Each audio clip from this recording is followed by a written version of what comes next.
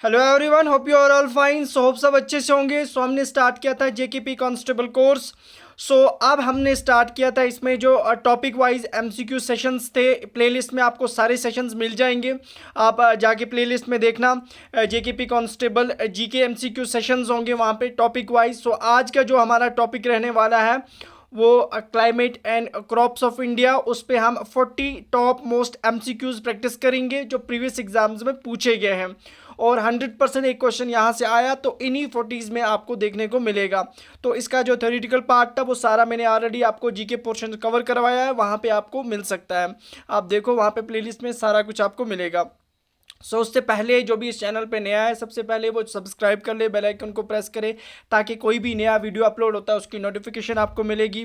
और जो हमारा टेलीग्राम चैनल है उसकी लिंक डिस्क्रिप्शन में, वहाँ से आप ज्वाइन कर सकते हो। और हमारा व्हाट्सअप ग्रुप चल रहा है, वो भी आप व्हाट्सअप नंबर पे टेक्स्ट करके ज्वाइन कर सकते हो। सारी पीडीएफ्स आपको वहाँ पे प्रोवाइड की जाएंगी जो भी हमारा पेड ग्रुप चल रहा है। स्टार्ट करते हैं जो आज का टॉपिक रहेगा। और जो बच्चा इसको अटेम्प्ट करने जाएगा वो अपना स्कोर नीचे कमेंट बॉक्स में मेंशन करेगा कि आउट ऑफ 40 वो कितने मार्क्स जो है वो गेन अप कर रहा है यहाँ पे। इससे आपका लेवल ऑफ कॉन्फिडेंस भी बढ़ेगा। और जो आपका मॉक टेस्ट रहने वाला है, जो हमारा फुल मॉक टेस्ट रहेगा वो संडे को आपको मिलेगा, जो सब बच्चे उसको अटेम्प्ट करेंगे और अपना लेवल ऑफ कॉन्फिडेंस चेक करेंगे। अब स्टार्ट करते हैं। आज का टॉपिक जो रहेगा वो है climate and crops of India. उस पर एमसीक्यूज प्रैक्टिस करते हैं। फर्स्ट क्वेश्चन हमारे पास यहाँ पे है, the climate of India is broadly described as. जो इंडिया की क्लाइमेट है वो किस तरह की क्लाइमेट होती है, बहुत बार ऐसा क्वेश्चन पूछा गया है, काफ़ी बच्चे इसमें कंफ्यूज रहते हैं। क्या यहाँ पे इक्वेटोरियल टाइप ऑफ क्लाइमेट होती है, polar, arid, semi arid, tropical monsoon? देखो एरिड सेमी एरिड तो डेजर्ट्स एरियाज में यहाँ तो नहीं हो सकती, पोलर भी नहीं हो सकती, इक्वेटोरियल जो होती है वो भी नहीं है। इंडिया की क्लाइमेट की बात करें ब्रॉडली जो है it's a tropical monsoon type of climate होती है। यहाँ पे ज़्यादातर जो बारिशें होती हैं ज़्यादातर वो मूनसून टाइप ऑफ क्लाइमेट होती है। तो ट्रॉपिकल रीजन के नज़दीक है तो इस वजह से ये tropical monsoon type of climate है। ये सारा थ्योरेटिकल पार्ट में एक्सप्लेन मैंने वहाँ पे किया है। नेक्स्ट क्वेश्चन देखते हैं। यहाँ पे थोड़ा सा फास्ट चलता हूँ, एक्सप्लेनेशन ज़्यादा नहीं दूंगा क्योंकि ये सारा थ्योरेटिकल पार्ट में डिस्कस्ड है। The climate of India is mainly tropical. यहाँ की क्लाइमेट क्यों ज़्यादातर ट्रॉपिकल मानी जाती है? देखो क्या हिमालयाज़ जो नॉर्थ में उस वजह से, या फिर इंडिया जो है वो ट्रॉपिक्स के मेजर पार्ट इंडिया का उसके नज़दीक है, या फिर overpowering influence of the Indian ocean, या seasonal influence of jet stream? देखो इंडिया की क्लाइमेट ज़्यादा ट्रॉपिकल इसलिए मानी जाती है, जो हिमालयाज़ माउंटेन्स हैं वो एक इम्पॉर्टेंट रोल प्ले करते हैं। जितनी भी विंड्स आती हैं उनके साथ वहाँ पे वो स्ट्राइक करती हैं, और बारिशें जो होती हैं वो इंडियन पार्ट्स में होती हैं। दैट इज़ वाई इंडिया की क्लाइमेट मेनली जो ट्रॉपिकल है due to the location of this Himalayas in the north. ठीक है ना, सेकंड का फर्स्ट पार्ट रहेगा आपका आंसर।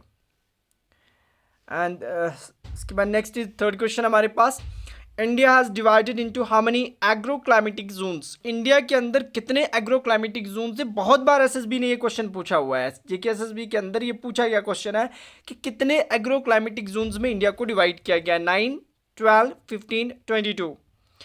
थर्ड का आंसर रहेगा C part, 15 agro climatic zones में इंडिया को डिवाइड किया गया है। Next question.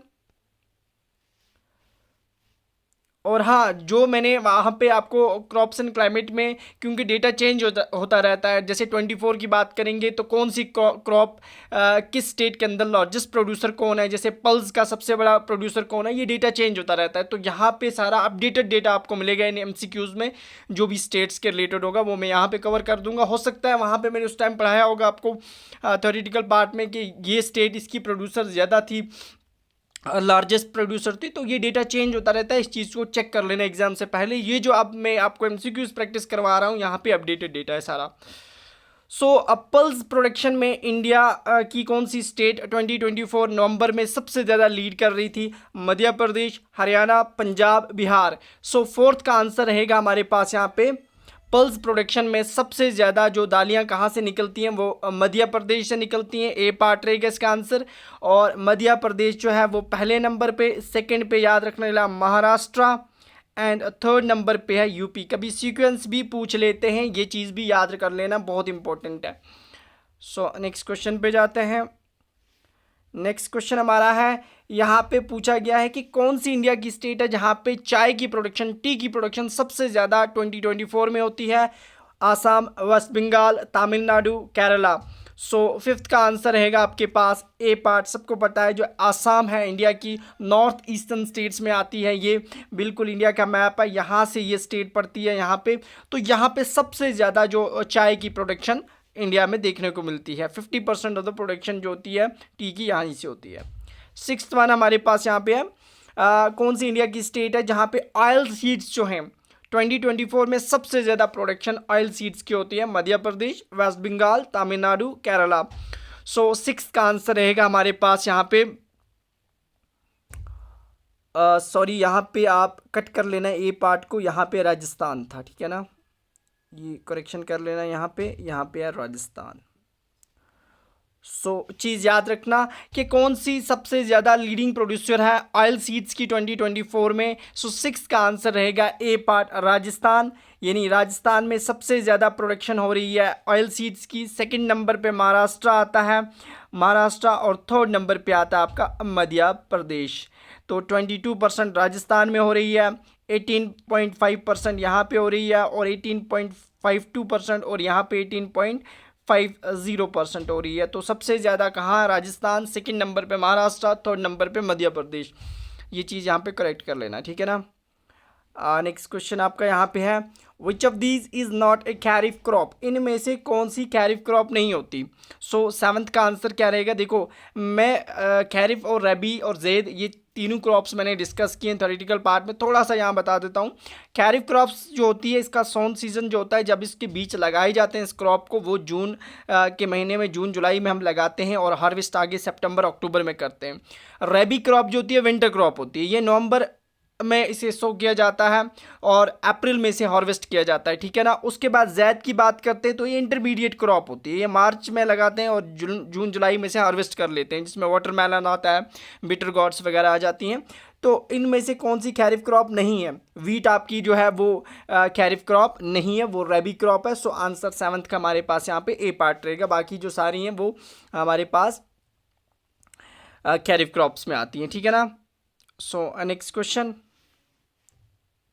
eighth one, which among the following crop is related to the rabi season in North India? North India के अंदर कौन सी क्रॉप है जो रबी सीजन में आती है? रबी मैंने अभी आपको बोल दिया कि रबी क्या होता है, और इसमें कौन सी? राइस, जवार, मेज, बैरले। सो एट्थ का आंसर हमारे पास यहाँ पे रहेगा डी पार्ट। बैरले जो होती है ये एक रबी क्रॉप है इंडिया में। नेक्स्ट बात करते हैं इनमें से कौन सी प्लांटेशन क्रॉप है? बहुत बार इस पे भी क्वेश्चन पूछता है एग्जामिनर कि प्लांटेशन। देखो प्लांटेशन क्रॉप एक वो ऐसी क्रॉप होती है जो हम कमर्शियल क्रॉप होती है, कमर्शियल प्रोडक्शन के लिए इसे लगाया जाता है जहाँ से हमें पैसा आएगा। तो लार्ज स्केल में इसकी प्रोडक्शन होती है, जैसे इसमें डिफरेंट क्रॉप्स आ जाती हैं। इनमें से चार ऑप्शन में बताना है आपको प्लांटेशन क्रॉप कौन सी है? Wheat, mustard, rubber, oil seeds. So ninth का आंसर रहेगा सी पार्ट। रबर जो होती है प्लांटेशन क्रॉप है। बाकी प्लांटेशन क्रॉप भी याद रखना, इसमें इंपॉर्टेंट है। कॉफ़ी आ जाता है आपके पास, टी आ जाती है, शुगर केन आ जाती है, टबैको आ जाता है, रबर आ जाती है, ये सारी जो होती है प्लांटेशन क्रॉप्स में आ जाती है। नेक्स्ट क्वेश्चन हमारा यहाँ पे है सिल्वर फाइबर रेवोल्यूशन। ये it's not a silver revolution, silver fibre revolution जो होता है ये किस क्रॉप से रिलेटेड है? Leather, oil seeds, jute, cotton से। सो टेंथ का आंसर रहेगा डी पार्ट। कॉटन की प्रोडक्शन जो है that is related to silver fibre revolution, ठीक है ना। सो टेंथ का आंसर रहेगा D part. So next question हमारे पास यहाँ पे है 11th, rainfall in India is not associated with. देखो इंडिया में जो रेनफॉल होती है वो किससे एसोसिएटेड नहीं होती? यहाँ पे ओरोग्राफिक, मैंने ये तीनों टाइप्स ऑफ रेनफॉल आपको कवर किए हैं थ्योरेटिकल पार्ट में। ओरोग्राफिक क्या होता है, कन्वेंशनल क्या होता है, साइक्लोन्स क्या होते हैं, anti cyclone type of rainfall यहाँ इंडिया के अंदर नहीं होती है। साइक्लोनिक टाइप ऑफ रेनफॉल्स भी होती हैं जो समुद्र के किनारे जो इलाके हैं वहाँ पे। कन्वेंशनल भी आपको बोला है कि इस तरह की रेनफॉल भी होती है। ओरोग्राफिक तो main type of rainfall India में होती है, ये भी यहाँ पे होती है। सो इसका डी पार्ट रहेगा answer. So 12th one, in winter the western cyclonic disturbance originate from which sea. देखो विंटर का महीना होता है तो वेस्टर्न डिस्टर्बेंसेस जो होती हैं, साइक्लोनिक डिस्टर्बेंसेस, वो कहाँ से, किस सी से आती हैं, जहाँ जिससे ज़्यादातर इंडिया के नॉर्दर्न पार्ट्स जो इंडिया के हैं, जम्मू एंड कश्मीर, पंजाब के हिस्से जो होते हैं, यहाँ पे ज़्यादा बारिशें होती हैं। तो वो असल में मेडिटेरियन सी से वो वेस्टर्न डिस्टर्बेंसेस आती है। कभी नहीं आप जम्मू एंड कश्मीर में बोलते हैं आज वेस्टर्न डिस्टर्बेंस आने वाली हैं, आगे 2-4 दिन में तो बारिशें होंगी, वो मेडिटेरियन सी से आती हैं। So next 13 question. So 13 क्या है? Which of the following latitude passes through the middle of the country that gives the characteristic of tropical as well as subtropical? देखो इंडिया ये है, इंडिया का मैप थोड़ा सा मैपिंग में याद रख लेना, रफली बना रहा हूँ मैं। तो इंडिया के बिल्कुल सेंटर में से पास होता है वो कौन सा हमारे पास लैटिट्यूड, जिसकी वजह से यहाँ पे ट्रॉपिकल सब ट्रॉपिकल दोनों तरह के कैरेक्टरिस्टिक मिलते हैं। तो वो है ट्रॉपिक ऑफ कैंसर। बहुत इंपॉर्टेंट है, याद रख लेना। So next question.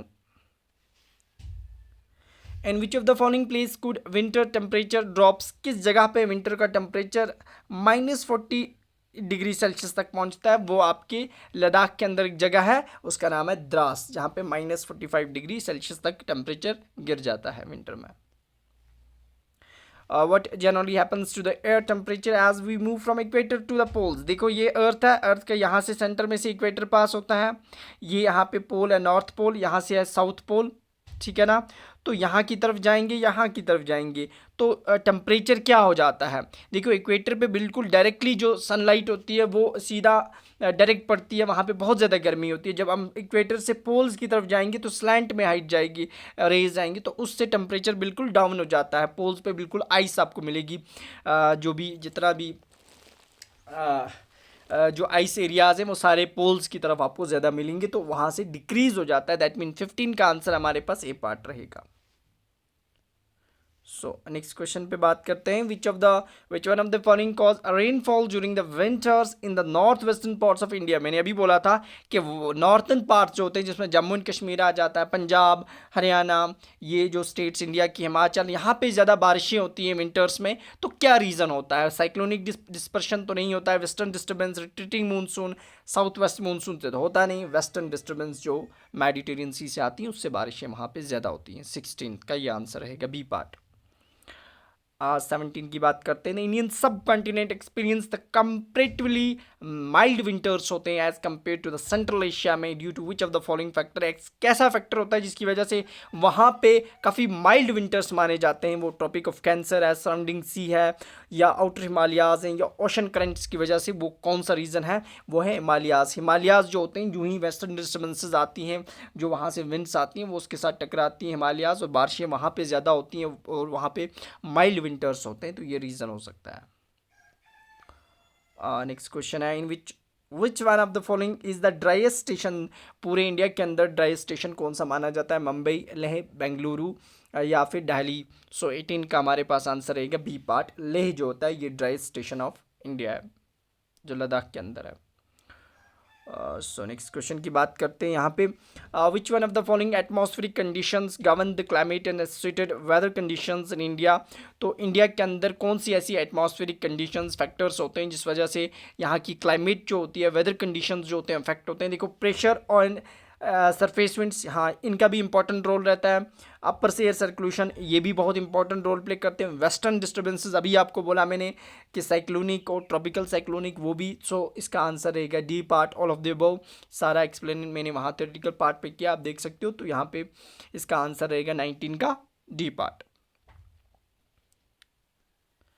So next, which one of the following receives the highest rainfall in the world? यहाँ पे दुनिया में सबसे ज़्यादा रेनफॉल होती है और इंडिया के अंदर है ये जगह, सिलचार, मोम्बेसा, माइसनराम, गुवाहाटी। सो इसका आंसर रहेगा 20 का सी पार्ट, मेघालय के अंदर है। बहुत ज़्यादा बारिश होती है यहाँ पे, वर्ल्ड में सबसे ज़्यादा बारिश यहीं पे रिकॉर्ड की जाती है। तो ये क्वेश्चन भी बहुत बार पूछा गया एग्जाम में। सो नेक्स्ट हमारे पास इनमें से कौन सी स्टेट है जो कि लीडिंग प्रोड्यूसर है राइस? 2024 नवंबर में सबसे ज़्यादा चावल कहाँ से प्रोड्यूस हुआ? यूपी, वेस्ट बंगाल, तमिलनाडु या फिर हमारे पास पंजाब की बात करते हैं तो 21 का आंसर रहेगा B part, that is west Bengal में सबसे ज़्यादा जो चावल की प्रोडक्शन हुई वेस्ट बंगाल पहले नंबर पे था। उसके बाद सेकंड पे यूपी एंड थर्ड पे आपके पास पंजाब था। तो ये भी चीज़ें याद रखना, कभी एग्जामिनर इसका भी पूछ सकता है फर्स्ट सेकंड थर्ड कौन था। इसी तरह से वीट की प्रोडक्शन में 2024 में सबसे ज़्यादा प्रोडक्शन जो हुई वो कहाँ पे, यूपी के अंदर, मध्य प्रदेश, पंजाब, हरियाणा, वो यूपी के अंदर सबसे ज़्यादा, और उसके बाद मध्य प्रदेश एंड थर्ड पे हुई थी पंजाब के अंदर। तो ये चीज़ भी याद रखना, इसका आंसर रहेगा ए पार्ट 22 का। उसके बाद हम बात करते हैं यहाँ पे नेक्स्ट क्वेश्चन की। Which Indian state is the leading producer of मेज? जो मेज़ होती है हमारे पास उसकी प्रोडक्शन सबसे ज़्यादा इंडिया में 2024 में कहाँ पे हुई, किस स्टेट के अंदर हुई? Karnataka, Madhya Pradesh, Maharashtra, both A and B. So ये सबसे ज़्यादा मेज़ की बात करते हैं तो मेज़ की प्रोडक्शन सबसे ज़्यादा कहाँ पे हुई? सो इसका आंसर रहेगा कर्नाटका एंड मध्य प्रदेश दोनों आएगा, क्योंकि हमारे पास दोनों के अंदर बात करते हैं कर्नाटका और मध्य प्रदेश दोनों में बराबर थी, यानी इसमें भी 15% थी और मध्य प्रदेश में 15। तो आंसर में आपको या तो मध्य प्रदेश दोनों होंगे तो फिर दोनों आंसर होंगे, एक पूछेगा एक नहीं होगा, तो हमारे पास दोनों नाम याद रखना। कर्नाटका और मध्य प्रदेश 2024 में दोनों में 15% ऑफ द कंट्रीब्यूशन जो उन्होंने की वो मेज़ प्रोडक्शन में की। So both A and B इसका आंसर रहेगा। और थर्ड पे आपके पास महाराष्ट्र था जहाँ पे 12% प्रोडक्शन हुई। नेक्स्ट क्वेश्चन, जूट की बात करेंगे तो 2024 में जूट प्रोडक्शन सबसे ज़्यादा किस स्टेट में हुई? 24 का आंसर रहेगा वो है वेस्ट बंगाल के अंदर जूट की बहुत ज़्यादा प्रोडक्शन होती है। इसी तरह से रबर की बात करेंगे तो रबर 2024 में रबर की प्रोडक्शन जो हुई वो सबसे ज़्यादा थी, वो केरला में प्रोडक्शन हुई, largest rubber producing state of India. ये क्वेश्चन भी एसएसबी ने पूछा था कि highest ragi producing state of India पूछा गया, एक एग्जाम जो हुआ था एक साल पहले, तो वहाँ पे पूछा गया था कि सबसे ज़्यादा रेगी की प्रोडक्शन कहाँ पे होती है। ये क्रॉप है हमारे पास 2024 में महाराष्ट्र, तमिलनाडु, कर्नाटका, उत्तराखंड। तो 2024 में सी पार्ट रहेगा इसका आंसर 26 का, वो कर्नाटका के अंदर। नेक्स्ट बात करते हैं इसी तरह कॉटन के बारे में बहुत बार पूछा जाता है कि कॉटन की प्रोडक्शन सबसे ज़्यादा किस स्टेट में होती है, गुजरात, महाराष्ट्र, राजस्थान या कर्नाटका के अंदर। सो 27 का आंसर जो रहेगा वो रहेगा ए पार्ट, दैट इज़ गुजरात। तो गुजरात पहले नंबर पे आता है, उसके बाद हमारे पास आएगा महाराष्ट्र, उसके बाद तेलंगाना और उसके बाद नेक्स्ट राजस्थान, ठीक है ना। सो सबसे ज़्यादा गुजरात के अंदर 27% प्रोडक्शन रही इसकी, और सेकंड नंबर पे जो था महाराष्ट्र 23 एंड थर्ड नंबर पे 16 तेलंगाना। तो ये पहले तीन बहुत इंपॉर्टेंट है, एग्जामिनर इस तरह से क्वेश्चन पूछता है। और कौन सी सॉइल इंपॉर्टेंट होती है कॉटन की प्रोडक्शन के लिए? That is black soil. ये चीज़ें मैंने सारी कवर करवाई हैं। Black soil also known as regur soil, REGUR, regur soil. तो ये सॉइल बहुत इंपॉर्टेंट होती है कॉटन की प्रोडक्शन के लिए। Next question is hot wind blowing in the northern plains में जो गर्म हवाएं चलती हैं संबर के महीने में उन्हें काल बैसाखी, ट्रेड विंड्स, लू या नन ऑफ दीज। सो उन्हें लू के नाम से जानते हैं। ये वाला क्वेश्चन भी बहुत बार पूछा गया है। Next question, which one of the following terms refer to the total sum of the weather conditions variation over a large area for a long time of period more than 30 year? हम किसी जगह पे average of weather देखते हैं, sorry हाँ, हम किसी जगह पे एवरेज 2, 4, 5 साल वेदर कैसा रहा उसे तो क्लाइमेट बोलते हैं ना, उसे क्या बोलते हैं? Climate.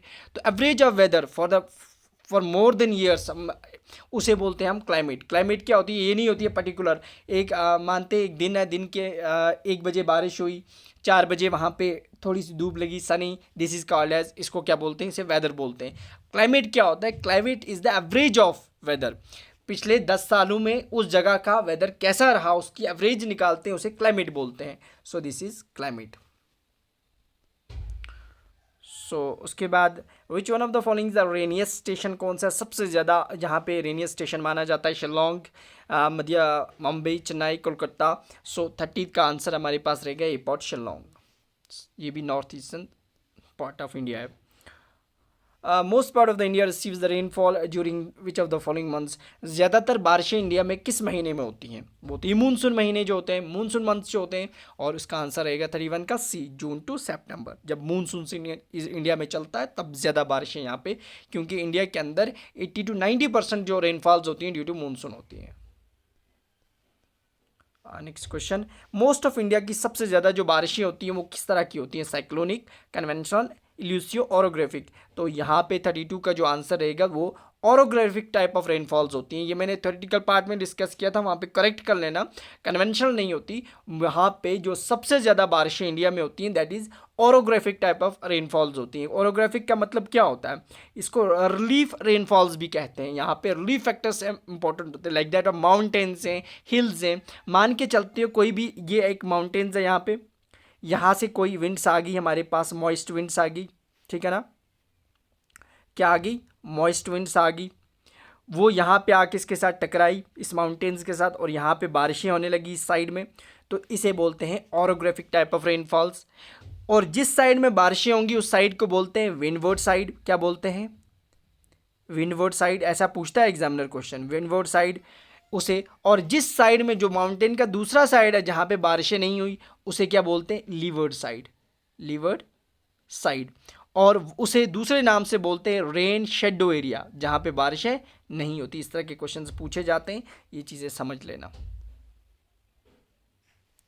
Next question, which state receive the rainfall from the north east monsoon? देखो, जो नॉर्थ ईस्ट से मानसून आती है ना, ये नॉर्थ ईस्ट मानसून जो आती हैं, इंडिया का मैप है, तो नॉर्थ ईस्ट यहाँ से जो मानसून आती हैं, इससे ज़्यादा बारिशें कहाँ पे होती हैं? ये क्वेश्चन बहुत बार पूछा जाता है। वो इंडिया की साउदर्न स्टेट एक है जिसका नाम है तमिलनाडु, वहाँ पे होती हैं। 33 का आंसर रहेगा, सबसे ज़्यादा बारिशें नॉर्थ ईस्ट मानसून से। Next, which state receive rainfall from north western और काल बैसाखी से जो बारिशें होती हैं वो कहाँ पे होती हैं सबसे ज़्यादा? वो वेस्ट बंगाल में होती हैं। ये क्या ITCZ, इसका फुल फॉर्म पता होना चाहिए, inter tropical convergence zone. So answer रहेगा बी पार्ट। ये क्या होता है? ये हो गया हमारे पास इक्वेटर, ये जो लाइन होती है इक्वेटर की, इसी के इर्द गिर्द का area inter tropical convergence zone माना जाता है। जो भी नॉर्थ से विंड्स आएंगी नॉर्थ साइड से, ठीक है ना, और जो भी साउथ साइड से आएंगी वो कहाँ पे कन्वर्ज होंगी? जाके दोनों मिलेंगी इस इंटर ट्रॉपिकल कन्वर्जेंस जोन। ये लो प्रेशर बेल्ट एरिया होता है, हायर से लोअर की तरफ आएंगी विंड्स, तो लो प्रेशर बेल्ट के पास विंड्स आएंगी और वहाँ पे काफ़ी बारिशें होती हैं, तो उसे इंटर ट्रॉपिकल कन्वर्जेंस जोन माना जाता है। लो प्रेशर जोन होता है ये। मैंगो शावर्स कॉमन कहाँ पे होते हैं? देखो, मैंगो शावर्स जो होते हैं प्री मानसून शावर्स होते हैं, तो ये कहाँ पे आपको देखने को मिलते हैं ज़्यादा? सो 36 का आंसर रहेगा डी पार्ट। ये आपको कहाँ पे मिलेंगे? ये आपको मिलते हैं ए और बी, नहीं सॉरी, ये यूपी पे नहीं मिलते हैं, सॉरी, इसको कर लेना करेक्ट। यहाँ पे बी और सी था इसका आंसर, ठीक है ना, केरला और कर्नाटका। यहाँ पे सी है ऑप्शन, ए एंड सी इसका आंसर रहेगा। डी पार्टी रहेगा, but A and C UP के अंदर नहीं होते। ये केरला और कर्नाटका दोनों स्टेट्स के अंदर आपको मैंगो शावर्स जो है देखने को मिलते हैं। सो आंसर रहेगा बोथ ए एंड सी। तो इस चीज़ को करेक्ट कर लेना, यहाँ पे सी है, बी नहीं है। सॉरी, यहाँ पे करेक्ट कर लेना, बी एंड सी नहीं है, यहाँ पे ए नहीं आएगा, यहाँ पे बी एंड सी आएगा। बी एंड सी, फोर्थ वाला जो है ना, बी एंड सी, ये करेक्ट रहेगा। यहाँ पे बी ठीक है, ए को करेक्ट कर लेना, वहाँ पे बी एंड सी आएगा, Kerala and Karnataka. So next question, which Indian state is the leading producer of mango? Mango की प्रोडक्शन 2024 में सबसे ज़्यादा जो आपको देखने को मिली वो आपको यूपी के अंदर देखने को मिली। इसी तरह ऑरेंज की सबसे ज़्यादा प्रोडक्शन 2024 में कहाँ हुई? वो महाराष्ट्र में। महाराष्ट्र में एक जगह है जिसे बोलते हैं नागपुर, तो नागपुर को बोलते हैं orange city of India. Orange city of India, सबसे ज़्यादा ऑरेंज यहाँ से प्रोड्यूस होता है next is which of the following is not a type of fibre crop? Fibre crop कौन सी नहीं है? देखो, कॉटन आपके पास फाइबर होता है, जूट को फाइबर होता है, या more than one of the above, none of sugar cane. Sugar आपके पास फाइबर क्रॉप नहीं होती। Next question, which of the following crop is genetically modified crop approved by the commercial cultivation of India? जैसे GM crop कौन सी होती है हमारे पास?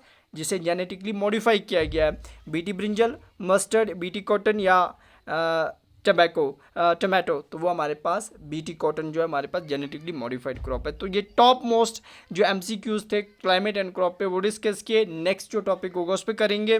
सो मिलते हैं कल। ओके, अल्लाह हाफिज़, थैंक यू।